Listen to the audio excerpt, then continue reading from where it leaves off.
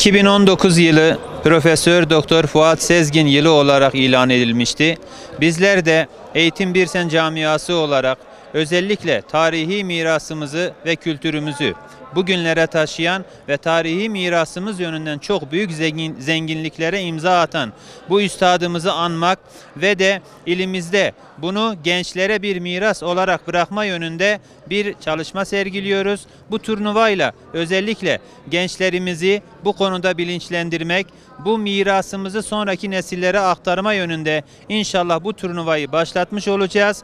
Bundan sonraki süreçte de özellikle 2019 yılında Allah nasip ederse Profesör Doktor Fuat Sezgin'le alakalı elimizden geldiği kadar konferans ve sempozyumlarla düzenlemeyi düşünüyoruz.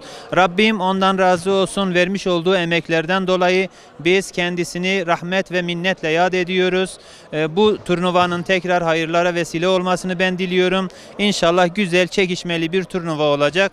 Tekrar yarışmacı turnuvadaki arkadaşlarımıza başarılar diliyorum. Bilal.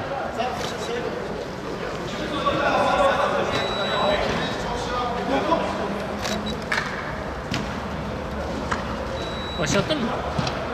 Bilal.